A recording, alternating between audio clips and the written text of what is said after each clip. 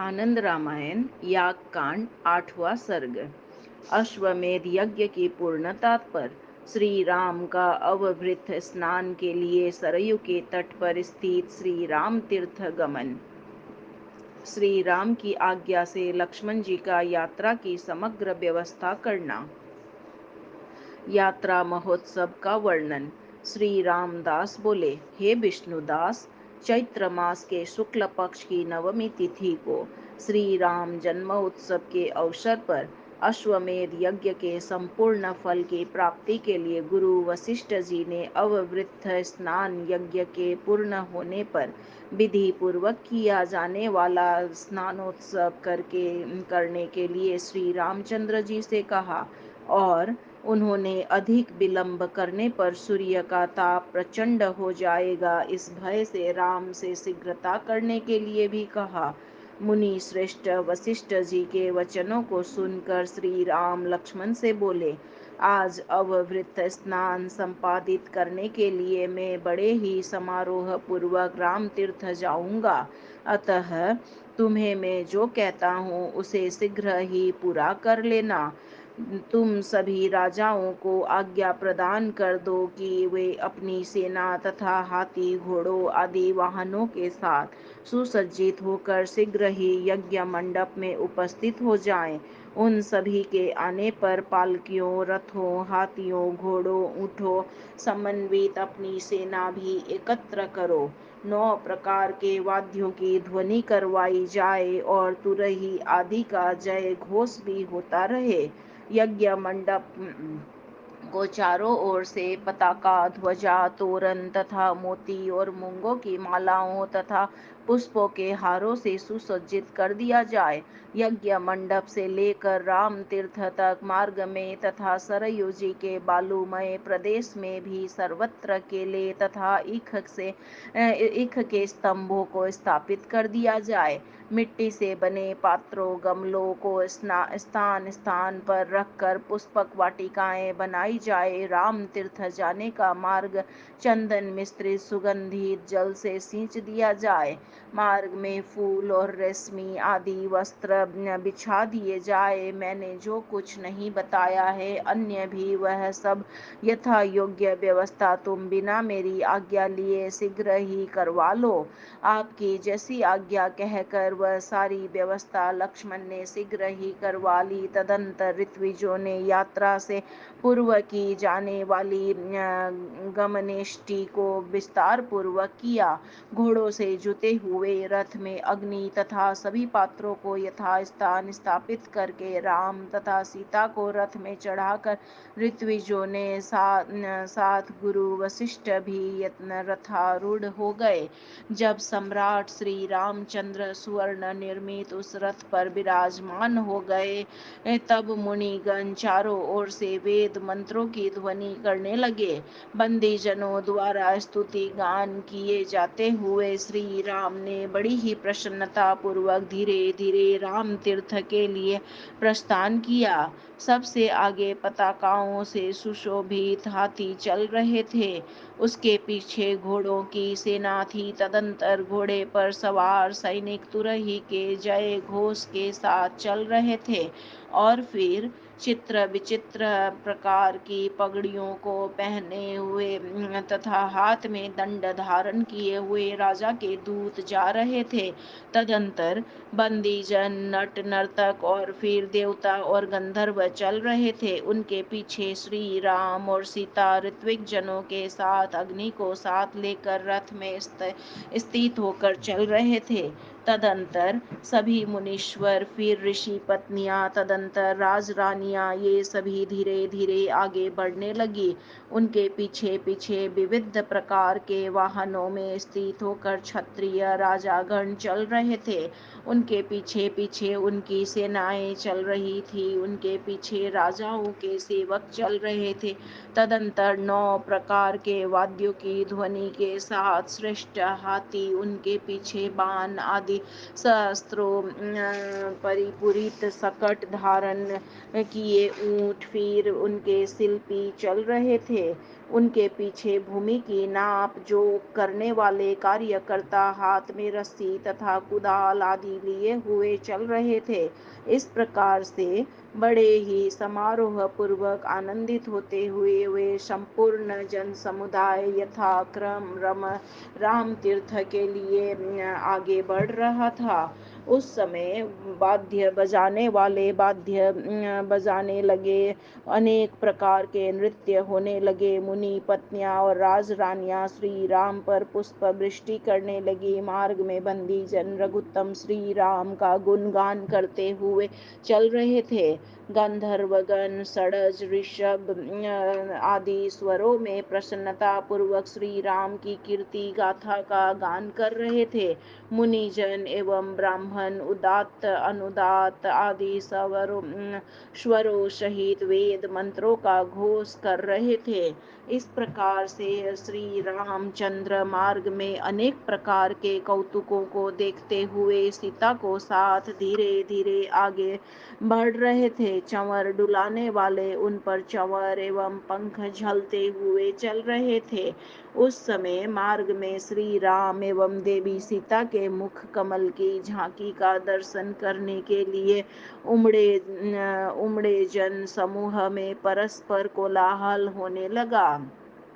उन्होंने शांत करने के लिए राज सैनिक अनेक प्रयत्न करने लगे, किंतु हे द्विज, इतने पर भी जब वह कोलाहल शांत नहीं हुआ तो यह सब देखकर श्री राम लक्ष्मण से बोले, हे लक्ष्मण, ये सभी लोग पुष्पक विमान पर चढ़कर सीता साथ मुझे सुखपूर्वक देखे, किसी प्रकार का आपस में कलह न हो। लक्ष्मण ने जो आज्ञा कहा और उन सभी को बड़ी ही प्रसन्नता पूर्वक पुष्पक विमान में बैठा लिया।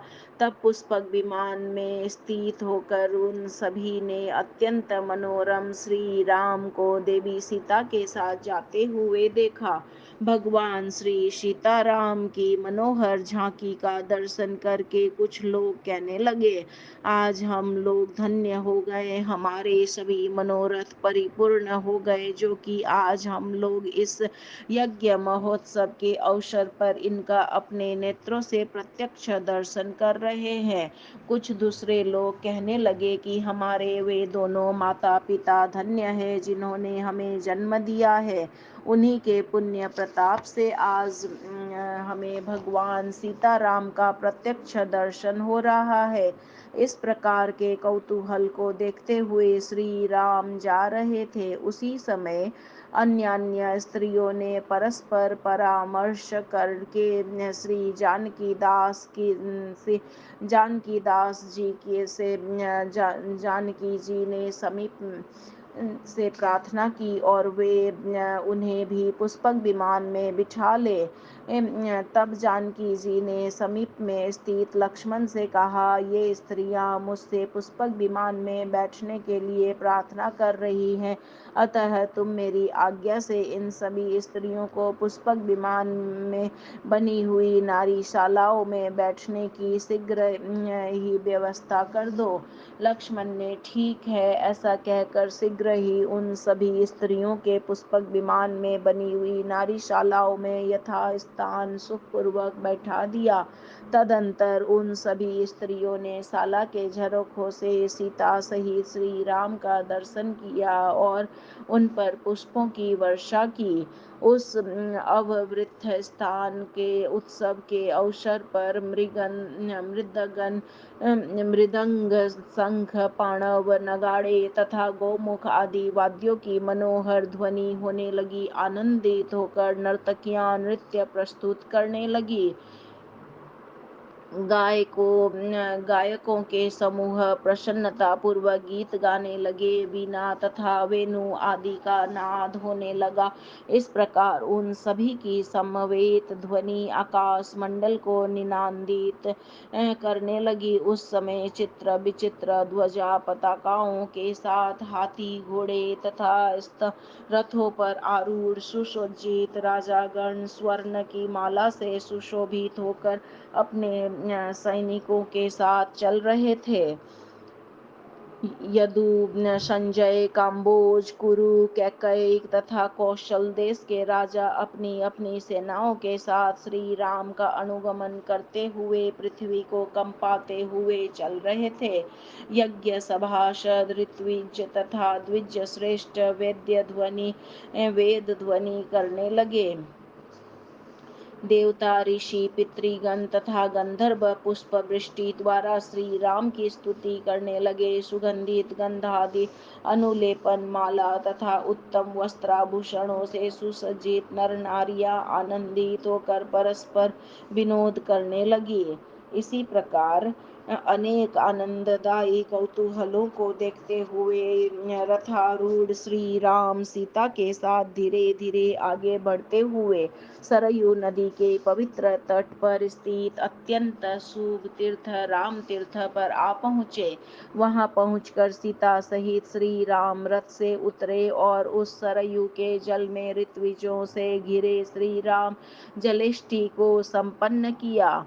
उन ऋत्विजगणों ने उन्हें अववृत स्नान कराया। वे ब्राह्मण सीता के साथ उन्हें राम रिद्ध में आचमन आदि करके स्नान करवाने लगे। शत्रुघ्न के द्वारा पहले से ही आए गए विविध तीर्थ जलों के द्वारा वे मुनीश्वर अत्यंत आनंदित होकर मंत्रोच्चारण पूर्वक श्री राम सीता का अभिषेक करने लगे। मनुष्यों द्वारा बजाए गए नगाड़ों की ध्वनि के साथ साथ देव दुंदुभियां भी निनादित होने लगी। देवता, ऋषि, पितृगण तथा सभी लोग उन पर फूल बरसाने लगे। श्री राम जी के स्नान के अनंतर अन्य सभी वर्ण एवं आश्रम के जनों ने पवित्र राम तीर्थ में स्नान किया। उस समय महापातकी जन भी स्नान करके अपने अपने पापों से मुक्त हो गए। तदंतर श्री राम ने पवित्र रेशमी आहत वस्त्रों का धारण किया। नाना प्रकार के अलंकारों तथा दिव्य कंकणों को धारण कर उस समय श्री राम की अत्यंत महनीय शोभा हो रही थी। उन्होंने बाजुओं में केयूर, कानों में कुंडल, चित्र विचित्र प्रकार की मुक्त मालाओं तथा विविध पुष्पों की मालाओं और पैरों में रत्न जटित नुपुरों को धारण किया हुआ था। उनका हृदय देश चिंतामणि तथा कंठ कौस्तुभ मणि से दीप्यमान हो रहा था। उस समय चिंतामणि तथा कौस्तुभ मणि की आभा से प्रदीप्त और करोड़ों सूर्यों की कांति के समान प्रकाशित श्री राम सरयू जी की पवित्र बालुका में देवी सीता के साथ एक श्रेष्ठ आसन पर विराजमान हुए। उनके चारों ओर ऋत्विकगण बैठे हुए थे। तदंतर श्री राम ने ऋत्विजों को अपने द्वारा प्रदत्त अलंकारों से भली भांति अलंकृत किया और उन सभी को यथा योग्य उचित दक्षिणा प्रदान की तथा गौभूमि घोड़ों और श्रेष्ठ हाथियों को प्रदान कर उनका आदर किया। इसके साथ ही उन्होंने यज्ञ सभासदों, राजाओं, मित्रों, बंधु बांधवों, अनुचरों तथा सेवकों आदि सभी पुरुषों तथा स्त्रियों की वस्त्राभूषण तथा अलंकारों से मंडित कर सभी का यथा योग्य सम्मान किया। उस समय सभी पुरुष अत्यंत सुंदर मणियों से जटित कुंडल एवं सुंदर पगड़ी सुशोभित हो रही थी। वे कंचुकी और दुपट्टे धारण किए हुए थे। अत्यंत मूल्यवान मालाओं को उन्होंने पहना हुआ था। इसी प्रकार सभी स्त्रियां भी अपने आभूषणों एवं स्वर्णिम कनक मेखला से अत्यंत सुशोभित हो रही थी। कानों में स्वर्णिम कुंडलों तथा बालों की अलकों से उनके मुख कमल की शोभा और भी अधिक मंडित हो रही थी। सर्ग 8 यहाँ संपूर्ण हुआ। सियावर रामचंद्र की जय। पवन सुत हनुमान की जय।